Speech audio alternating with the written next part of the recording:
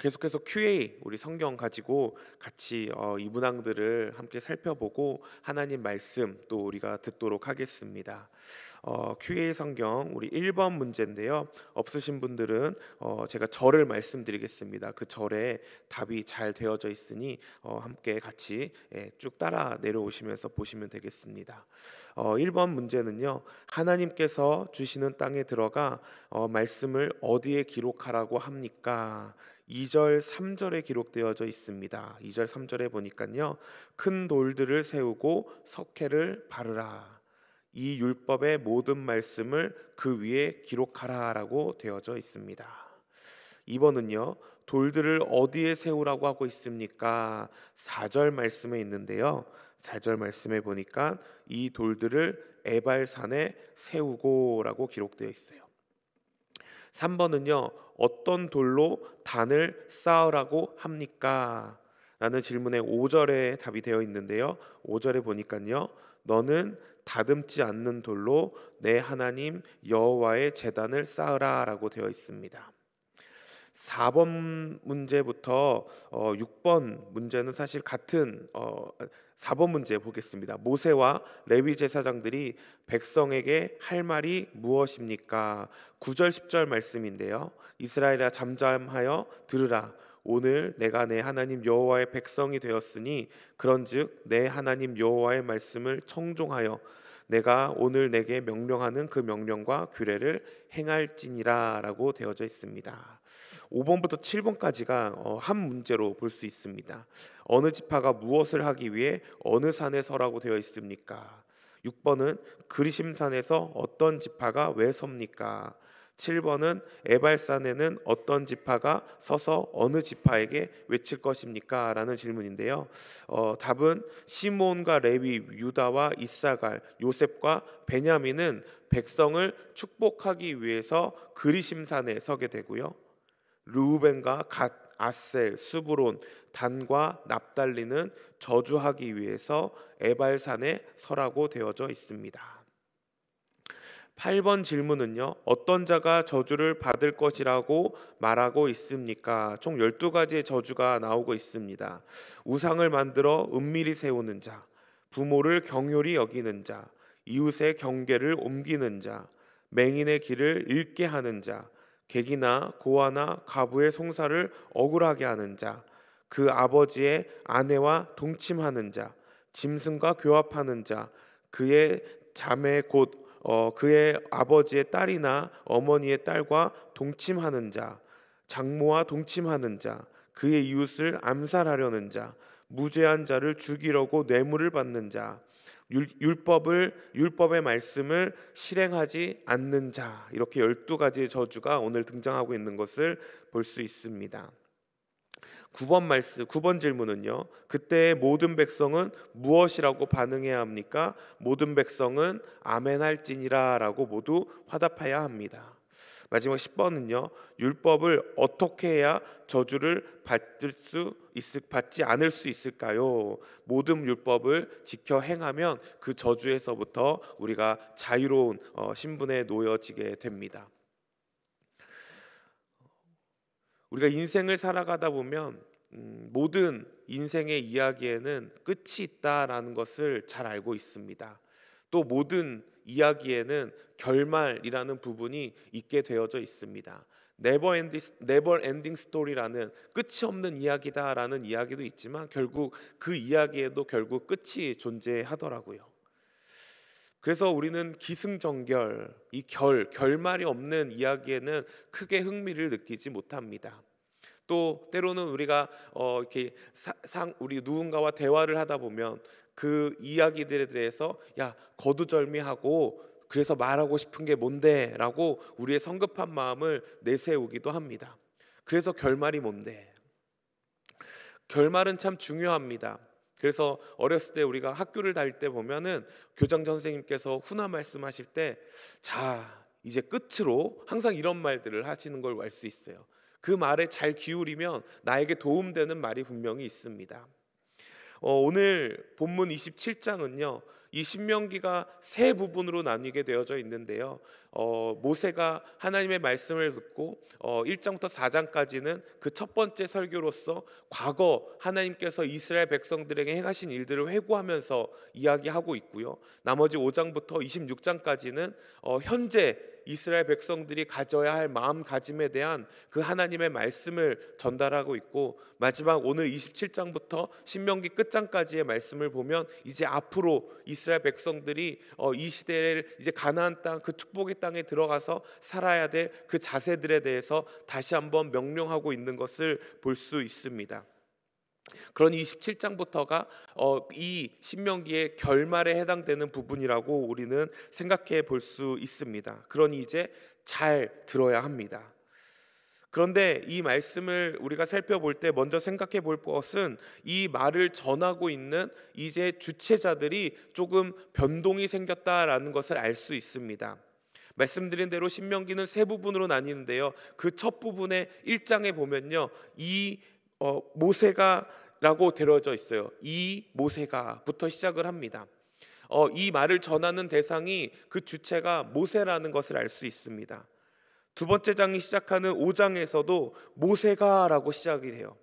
하나님께서 모세를 통해서 정말 첫 번째 설교와 두 번째 설교의 주체자가 되어져서 그 말씀을 전하고 있는 것을 볼 수 있는데요. 이제 마지막 결론에 등장하는 이 27장에서는 그 시작 부분이 1절에 이렇게 되어져 있죠. 모세와 이스라엘 장로들이라고 되어져 있습니다.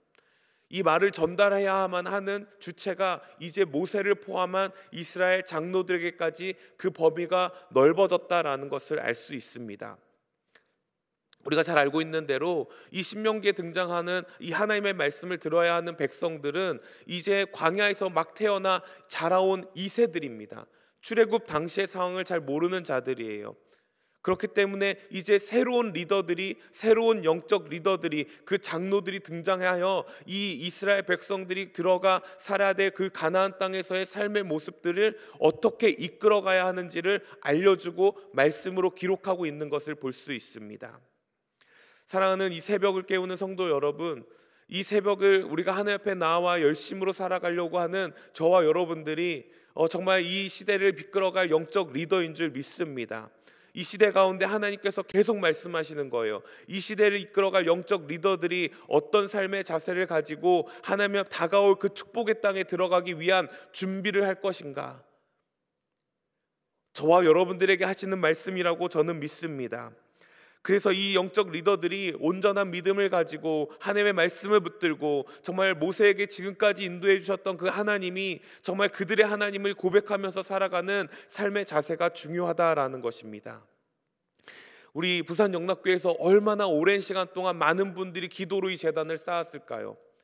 그 시대의 리더들이 이것을 이끌어왔다면 이제 저와 여러분들이 앞으로 다가올 시대를 이끌어갈 리더들이 되어질 줄 믿습니다. 기도로 그 재단을 쌓으실 때에 하나님께서 반드시 저희들의 삶의 주변에, 저와 여러분들의 가정에서, 직장에서, 삶의 터전에서 반드시 영적 리더로서 해야 될 역할들을 말씀하실 거라고 믿습니다. 이 메시지의 중심에는 반복되는 단어들이 등장합니다. 그것이 무엇이냐면 바로 내 하나님이에요.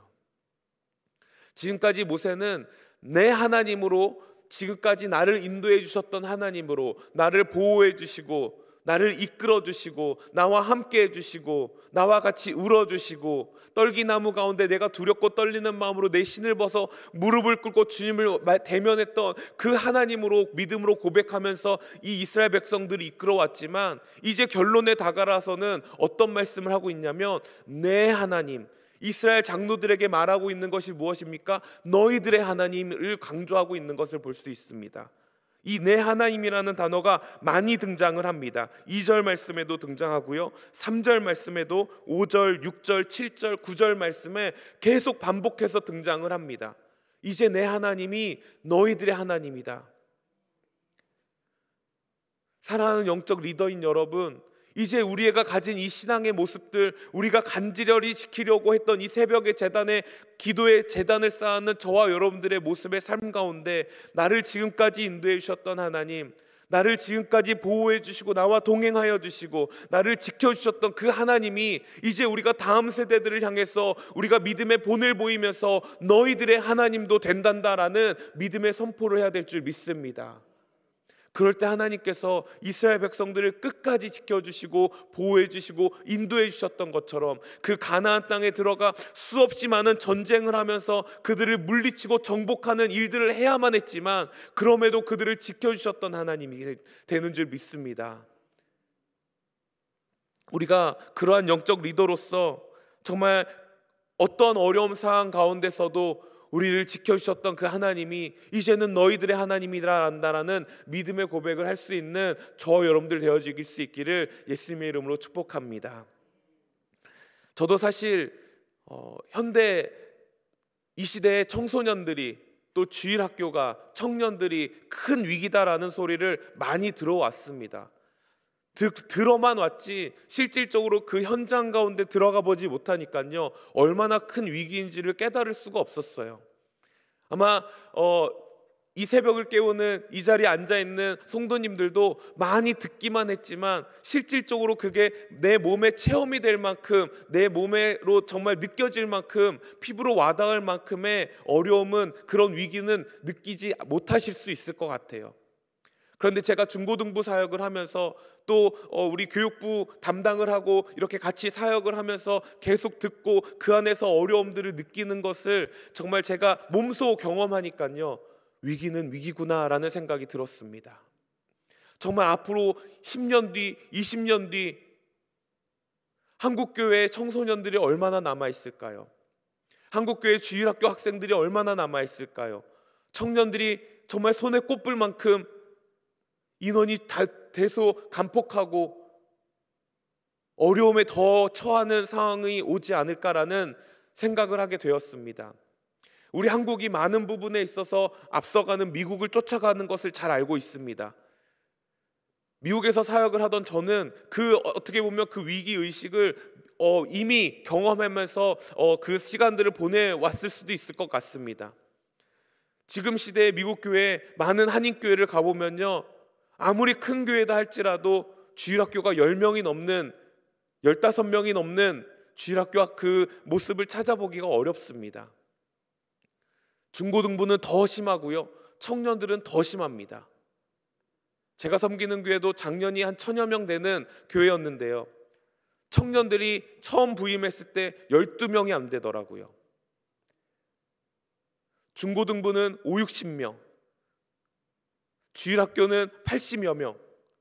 시대가 흘러가면 흘러갈수록 점점 인원이 감소하는 것을 보았습니다. 정말 이런 시대적 상황 가운데 이 시대를 이끌어가야 하는 영적 리더인 저와 여러분들이 그 시대를 향해서 무엇을 우리가 전수할 수 있을까요? 어떻게 하면 성공할 수 있고 어떻게 하면 나같이 지혜로울 수 있고 삶을 잘 살 수 있는지 우리가 그것에 초점을 맞추기보다는 나를 인도해 주셨던 하나님이 너희들의 하나님이 된단다. 나를 지금까지 지켜주셨던 하나님이 이제 너희들의 하나님이 된단다. 하나님만 붙들면 너희들의 인생에 하나님의 꿈과 비전이 반드시 실행되고 이행되며 너희들의 다음 시대의 리더로서 이 시대를 이끌어갈 수 있을 것이다. 하나님의 꿈을 심어주고 하나님의 비전을 심어주고 내가 가진 믿음의 유산을 다음 세대들을 향해서 전수할 수 있는 저와 여러분 되어질 수 있기를 예수님의 이름으로 다시 한번 축복합니다. 우리가 그 믿음의 유산을 전달해야 되는 중간 역할자로 하나님이 오늘 저와 여러분을 부르신 줄 믿어요. 그렇기 때문에 우리가 열심히 이 자리에서 기도해야 되는 것은 내가 가진 신앙의 그 뜨거움을 위해서도 우리가 간절히 기도해야겠지만 다음 세대들을 향해서 내가 가진 믿음을 전수하는 자리에 하나님 나를 서게 하게 달라고 기도해야 될 줄 믿습니다. 그럴 때 하나님께서 우리 영락교회를 다음 세대가 더욱더 넘쳐나는 교회로 세상과 다른 그 어떤 교회보다도 시대를 앞장서 갈 수 있는 든든한 중간 역할들이 더 많이 나올 수 있는 교회로 세워지게 하실 줄 믿습니다. 그런데 우리가 오늘 한 번 더 살펴봐야 될 문제는요, 이 축복의 산인 그리심 산과 저주의 산인 에발산이 있다라는 것입니다. 그런데 하나님께서는요, 이 하나님의 율법이 적힌 석회를 바른 그 돌을 어디에 세우라고 하고 있냐면 에발산에 세우라고 하고 있는 것을 볼 수 있습니다. 그런데 에발산은요, 여러 지파들이 어떻게 보면은 저주를 선포할 산이 되고 있습니다. 왜 하나님은 하필이면 축복의 산에 그 율법의 말씀을 세워놓고 하나님의 백성들이 그 말씀을 볼 때마다 축복을 얻게 해줄 것이 아니라 왜 저주의 산에 그 율법을 심어놓고 하나님이 그 판을 볼 수 있게 하셨을까라는 것이죠. 부모님들이 아이들을 키울 때 어떤 말을 더 많이 하게 될까요? 우리 애가 참 착하구나. 이건 이렇게 해야 된단다. 이거는 이렇게 해야 돼. 이건 이렇게 하는 게 옳은 거야 라는 걸 먼저 가르칠까요? 아니면 이건 안 되는 거야, 이건 하면 안 돼, 이렇게 하면 안 돼, 다쳐, 큰일 나를 먼저 가르칠까요? 다 경험해 보셨잖아요. 두 번째가 사실 우리가 더 많이 말하는 말일 것입니다. 어린 아이들과 함께 바닷가에 물놀이를 간다고 했을 때, 얘야 가서 우리가 자리를 잡고 옷을 갈아입고 천천히 물에 들어가서 선크림도 바르고 이렇게 해야 된단다 라고 천천히 다 이렇게 다스리면서 이야기를 할까요? 아니면 가서 사람 조심하고, 가서 차 조심하고, 가서 물 조심하고, 자나깨나 조심해야 돼, 이렇게 하면 안 돼, 깊은 데 들어가면 안 돼 를 먼저 말을 해줄까요? 우리는 보통 더 위험한 거, 하면 안 되는 거, 해서는 위험한 일들에 대해서 먼저 언급을 할 것입니다. 마치 하나님도 이와 같은 모습으로 우리 가운데 하나님이 주신 그 율법이라는 것을 저주의 산에 올려놓은 건 아닐까라는 생각을 해보았습니다. 너네 이렇게 하면 안 돼, 너네 이렇게 하면은 정말 잘못된 길로 가는 거야, 망하는 길로 가는 거야, 저주받는 길이 이렇게 놓여져 있는 거야. 그런데 우리의 근성이 너무나 악해서요, 우리는 그리심산보다 에발산을 오르기 위해 더 노력할 때가 참 많습니다. 우리의 탐욕 때문에, 우리의 욕심 때문에, 우리의 질투 때문에, 우리의 시기 때문에, 나의 성공욕 때문에, 여러 가지 다양한 이유로 우리의 근본이 악하기 때문에 우리는 그리심산보다는 에발산에 오르기를 더욱더 선호한다라는 것입니다. 나도 모르는 사이에 어느 순간 에발산 중산에, 어느 정산에 올라갈 수 있는 그런 나의 근본적인 모습이 있다는 걸 하나님은 아셨다라는 것이죠. 그렇기 때문에 우리가 그 정상에 올랐을 때, 그 산에 올랐을 때 그 산에 하나님의 말씀이 있다라는 거예요. 돌이킬 기회를 우리 가운데 계속 주신다는 거지요.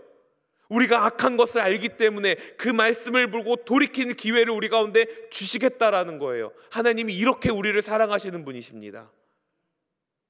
우리의 근본적인 태생을 아시기 때문에 우리의 잘못과 우리의 죄지음과 우리의 악함을 아시기 때문에 우리가 말씀 앞에 서서 돌이킬 것을 기회를 주시고 용서하심에 대한 그 사랑의 모습을 베푸셨다라는 것이지요.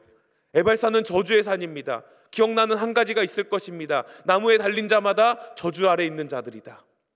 그 나무에 달린 자가 누구입니까? 예수님이시죠. 우리가 매일같이 십자가를 지고 우리의 신앙의 모습을 쫓아 살아가야 하는데, 우리의 근본이 너무나 악하여 십자가를 내던지고 살아가고 싶을 때가 너무나 많잖아요. 우리의 죄성 때문에. 그러나 여전히 그 나무 십자가는 그 저주 아래 있는 산에 놓여져 있어서 우리가 그 산을 오르려고 할 때마다 십자가를 바라볼 수 있게 하시고, 그래야 다시 한번 회개의 기회를 자리를 주시고 예수님을 바라볼 수 있게 하셔서 우리의 죄 용서함이 그 산에서 이루어지고 있는 것을 볼 수 있지요. 하나님은요, 우리를 이렇게 사랑하시는 분이십니다.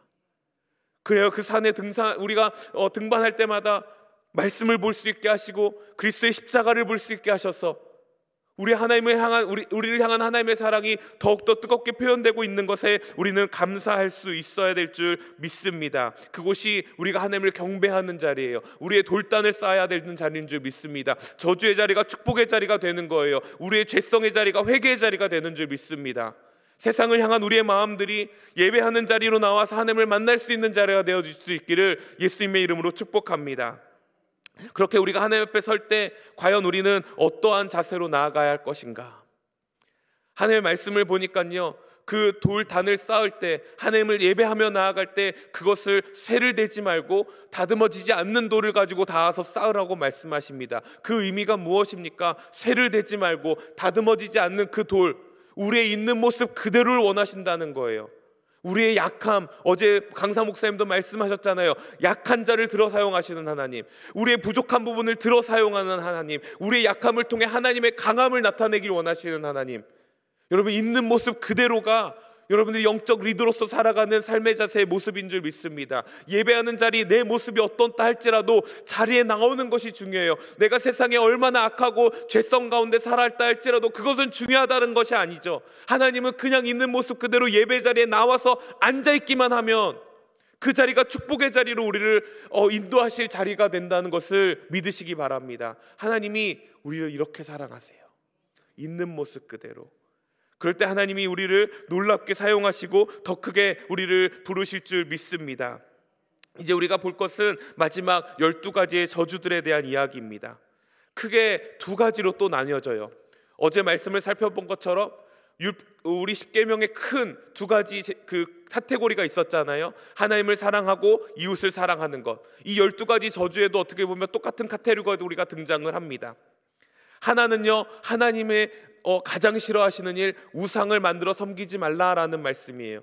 그런데 그 말씀 중간에 보면 새롭게 등장하는 단어 하나가 있는데요, 그 단어가 뭐냐면 은밀히라는 단어입니다. 우상을 만들지 말라, 그것에 절하지 말라, 우리가 잘 알고 있는 십계명에 정말 등장하지 않는 한 단어, 은밀히라는 단어예요. 하나님은 은밀히가 우리가 죄악을 짓는 것까지도 알고 계신다는 것이지요. 적당히 넘어가면서 타협하면서 넘어가려는 우리의 마음의 중심을 알고 계신다는 거예요. 나머지 11가지 저주들 가운데서도 똑같이 그 가운데 내포되어져 있는 단어가 무엇이냐면 은밀히라는 단어입니다. 말씀을 잘 살펴보면 대놓고 하는 일들은 없어요. 다 은밀하게 하는 일이지. 우리 마음 가운데 남은 모르겠지, 저 사람은 모르겠지, 들키지만 않으면 되겠지, 적당히 하도 되겠지, 타협해도 되겠지 하는 우리의 죄성에 대한 부분을 지금 정확하게 지적하고 계신다는 거지요. 우리가 하나님을 가장 사랑합니다 라고 말하면서도 솔직히 우리 마음 가운데 중심에 하나님보다 더 사랑하는 많은 것들이 있다는 걸 하나님은 아신다는 거예요. 그리고 우리가 그것을 은밀하게 적당하게 돌려서 섬기고 타협하고 있다는 것을 알고 계시기 때문에 그 어떤 우상도 만들거나 그것에 절하지 말고 섬기지 말라라고 말씀하고 있는 것이지요. 사랑하는 성도 여러분, 우리가 오늘 하루를 살아갈 때 이 저주의 말씀이 있는 이유는 우리가 저주 가운데 내어놓기를 원하시는 것이 아니라 이 저주의 말씀을 우리가 경고의 메시지로 듣고 그 말씀에 순종하고 따르실 때 그것이 축복의 말씀이 될 것이라는 것을 우리는 알고 있기 때문에 오늘 이 저주가 저주로 끝나는 것이 아니라 축복의 자리로 우리 인도하실 줄 믿습니다. 이건 하지마, 이건 하지마, 이건 하지마. 왜 그렇게 부모가 말을 합니까? 사랑하기 때문이지요. 이건 하면 다치니까, 큰일 나니까 우리 가운데 해주는 말씀이잖아요. 하나님도 마찬가지로 이건 안 돼, 이건 안 돼, 이건 안 돼, 이건 절대 하지 말아라 하고 있는 이유는 우리를 사랑하시기 때문이라는 것입니다. 그것에 뭐 하라고 말하고 있어요? 모든 백성은 아멘할지니라. 그렇게 될 줄 믿습니다. 진실로 그렇게 될 줄 믿습니다. 우리가 아멘으로 화답할 때 우리가 이 자리가 저주의 자리가 아니라 축복의 자리로 변한다는 사실, 그 놀라운 축복 가운데 오늘 하루를 살아가는 저와 여러분들 되어질 수 있기를 예수님의 이름으로 축복하며 같이 우리 시간 기도하겠습니다. 좋으신 하나님 감사합니다. 오늘 저희를 이 시대의 영적 리더로 깨워주시고 피곤하고 힘든 우리의 삶의 일상 가운데 그래도 첫 시간을 주 앞에 드리고 나오는 저희들의 모습을 기억하여 주시사 이제 지금까지 인도해 주셨던 나의 하나님께서 다음 세대들 향해 너희들의 하나님도 된단다 라는 믿음의 본을 보일 수 있는 자리로 우리가 나아가게 하여 주시옵시고, 축복이 에발산에 있다라는 것을 기억하며 우리는 연약하나 우리는 넘어지나 주님이 그 넘어지는 손길 가운데 우리를 다시 한번 말씀으로 세워주시옵시고 예수님의 십자가를 바라볼 수 있게 해주신 그 은혜 가운데 거하게 하심을 감사합니다. 이제 우리가 있는 모습 그대로 주 앞에 나아갑니다. 주님 받아주시옵시고 우리의 죄성들을 정말 깨끗하게 용서하여 주시사 다시 한번 주 앞에 새로운 영혼들로 주 앞에 달려나갈 수 있도록 주님 도와주시옵소서. 우리를 사랑하시기 때문에 하시는 이 경고의 메시지들이 축복의 메시지로 내가 아멘으로 화답하며 나아갈 수 있도록 주님 도와주옵시고 이 모든 말씀을 지켜 행할 때 그 축복이 우리 가운데 거한다는 사실을 우리가 알고 있기에 오늘도 죄악 가운데 살아가는 것이 아니라 하나님을 예배하는 자리에 서서 하나님을 예배하며 은밀히 보시는 그 하나님 앞에 정직하게 살아갈 수 있는 저희들 되어줄 수 있도록 주님 도와주시옵소서. 감사드리며 예수님의 이름으로 기도합니다. 아멘.